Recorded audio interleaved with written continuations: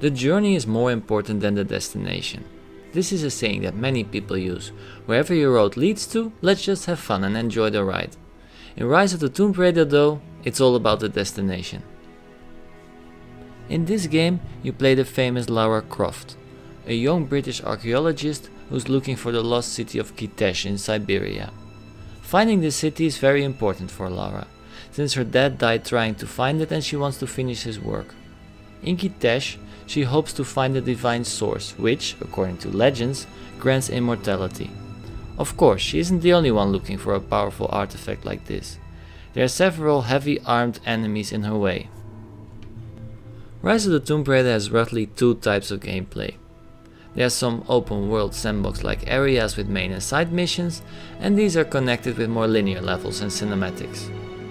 Almost every location is revisitable with fast travel points or by just going there. This makes the world coming alive, and this is something I always really like. Both the gameplay styles are executed pretty well and one of the stronger points of this game in my opinion. The presentation of Rise of the Tomb Raider is in one word amazing. This is a very beautiful game. The graphics are gorgeous and animations are scarily lifelike at times. The surroundings are detailed and designed in a way that are beautiful to look at.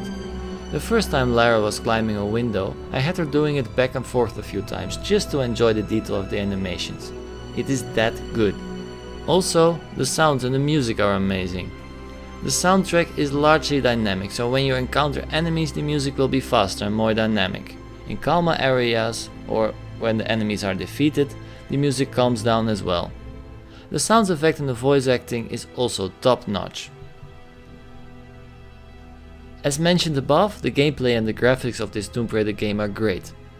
But this game is no masterpiece. There were some points when I was actually really annoyed with this game.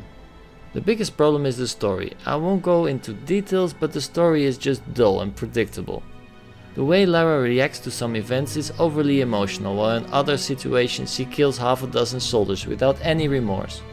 This is not new in games. There are many great games with a weak story, for example Super Mario. But Tomb Raider is a game that takes itself pretty seriously, and when you do that, the story should back it up, which it doesn't.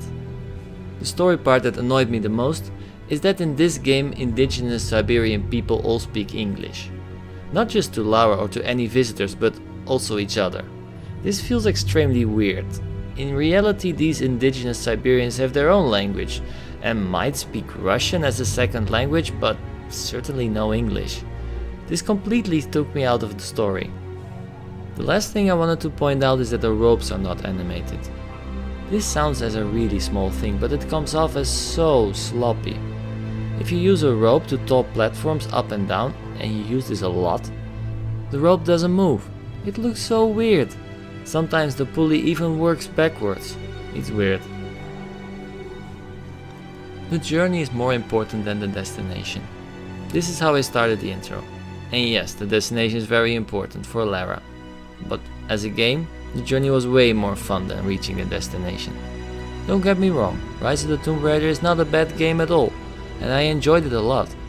Just a pity that the story wasn't so interesting. So, this was my review of Rise of the Tomb Raider. I hope you guys enjoyed it. It was a while back that I played it, but it was still in my mind, all the good and all the bad things, so it was not so hard. And, well, I also have a new Twitter. I will put it in the description.